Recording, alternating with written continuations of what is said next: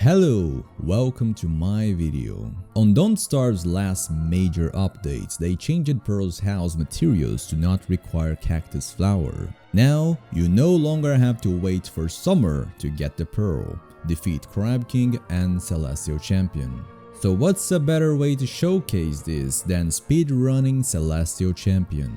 This run was inspired by Jazzy's run on Twitch, most specifically on changing the meteor frequency to tons to obtain the Celestial Orb early. So thank you, Jazzy. Besides that option, the only other option I changed was resources to classic, so I wouldn't need to regenerate words with twiggy trees. And this run has one single goal: kill Celestial Champion as early as possible. My character choice is Wolfgang. There are multiple reasons to why Wolfgang is the best speedrunner.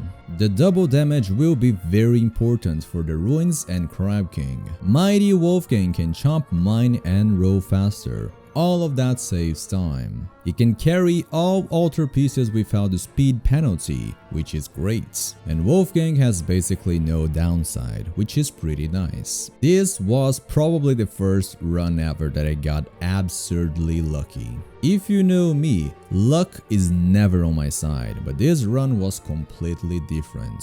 Starting with a walking cane boom, day 2. Yep, this is going to be a great run. Right now I have one major goal. I need the Moon Collar Staff at day 11. Which means I have to rush the ruins, get a star collar, come back to the surface and complete the Moon Collar events in 11 days. I will also need a deconstruction staff to get the iridescent gem from the Moon Collar. I will also need a second star collar for winter. And I will need lots of purple gems for Crab King. A lot of requirements for a really small window of time. But it's honestly not that bad if you're experienced in ruins rushing and with a little bit of luck.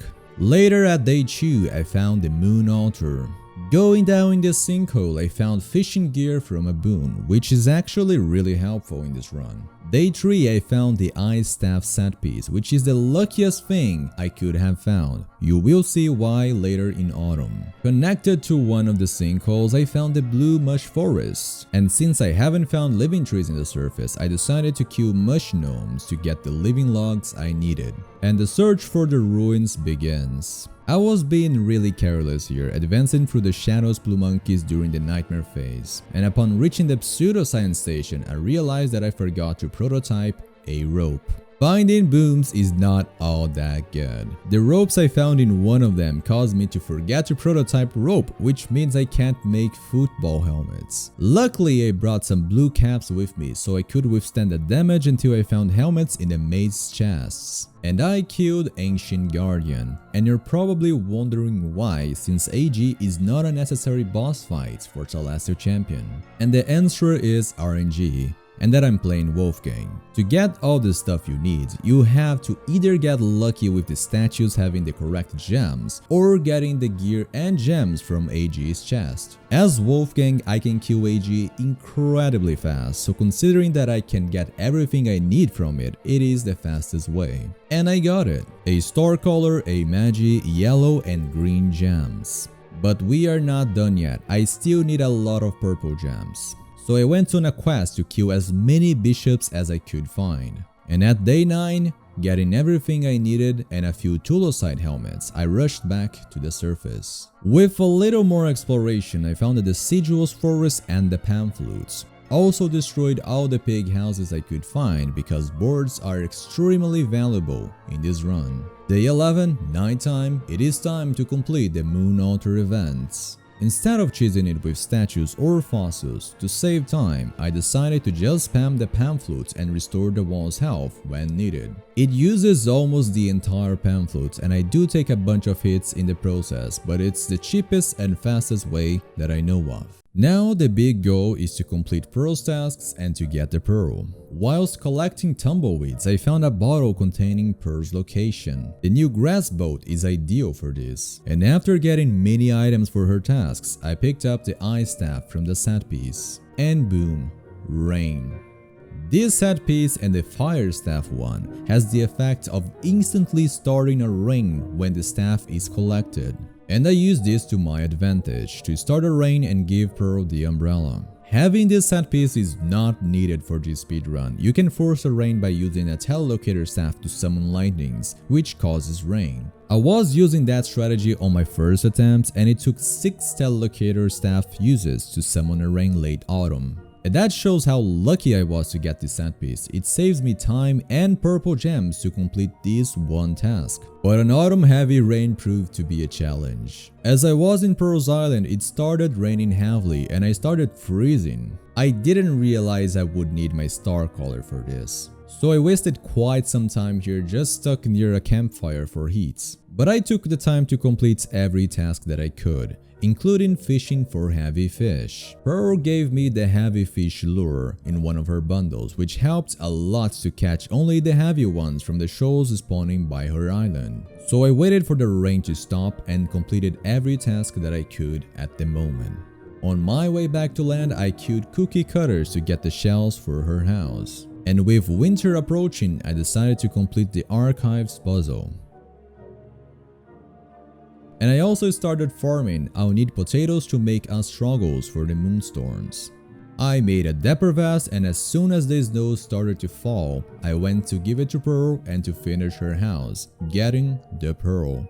As reference, the tasks I completed to get the Pearl was fixing her house, planting berry bushes, drying racks, collecting salvageables, heavy fish, planting flowers, giving her the umbrella and the dapper vest. With perfect luck, you could give her a seasonal fish for one task and not need to give her the dapper vest, getting the Pearl on autumn. I was keeping an eye for the seasonal fish, but the run was not that lucky. Anyway, I have now the Pearl and the astro detector. So I used it to find the altar pieces on land, then to find the lunar island, and then to find Crab King. But there was some preparation to be done for Crab King. I quickly made a shadow manipulator just so I could prototype a dark sword. I also made ice staves, which are absolutely needed for these fights, and had to chop down a few trees for boards, collected some cactus for sanity, and we are good to go.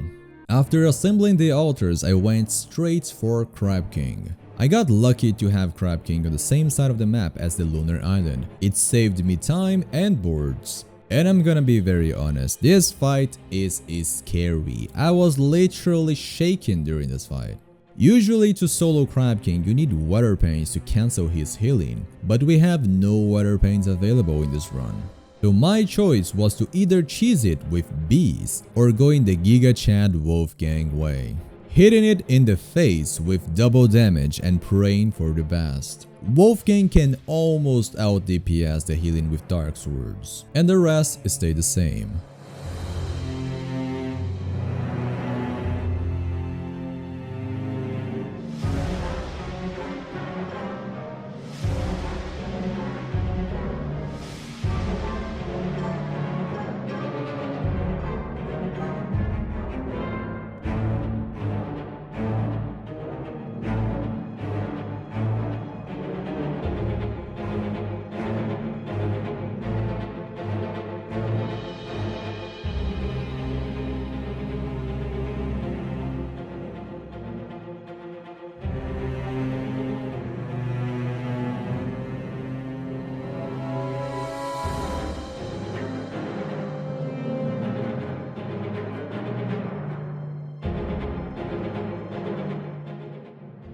I took a big risk at the end and decided to go for damage instead of playing it safe, and that's Crab King down.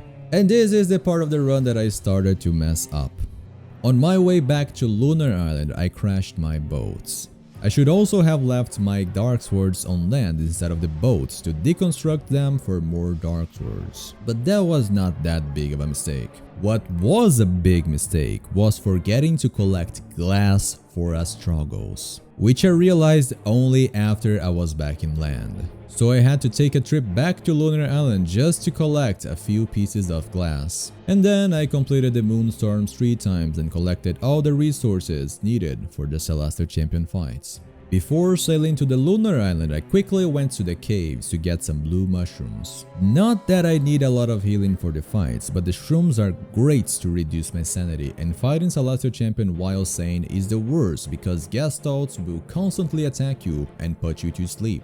I thought I had time with the infused moon shards to do this, but I didn't. That was the biggest mistake of this run. The moment I added the shards to the first part of the Siphonator, it spoiled. Just 5 more seconds would have been enough to start the fight on the last day of winter. But I was not giving up. I went back, killed Deerclops that was lurking around my base, collected the 20 infused moon shards I needed, collected more blue caps, and at day 37 I summoned and fought the Celestial Champion.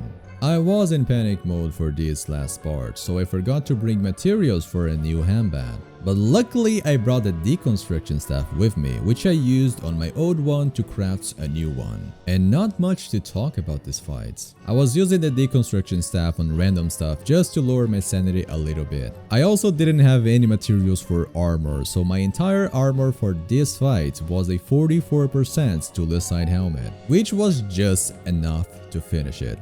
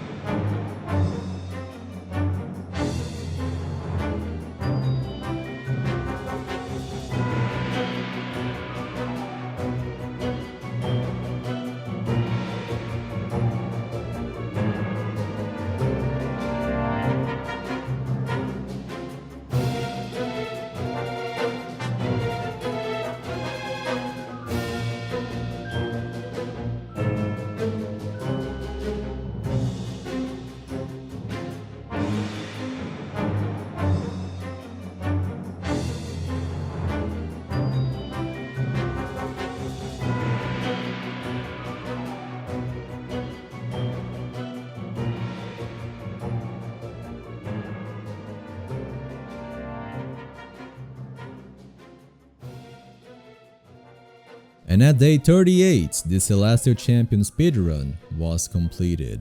Kinda sad that I could have saved 20 minutes on this run if it wasn't for the infused Moonshard incident. But I am super proud of the 38 days mark. Considering the luck I had early in this run, I think it's a tough one to beat. But it's not a perfect run and one can definitely beat this record if you're up for this challenge. I'm really happy with the changes to Pearl's House. It definitely feels like you can opt on which tasks you want to complete now, as opposed to completing the same 10 tasks every single run. And that's it for this video. I hope you enjoyed the run. Don't forget to subscribe, like the video and leave a comment to support the growth of the channel. And as always, thank you for watching.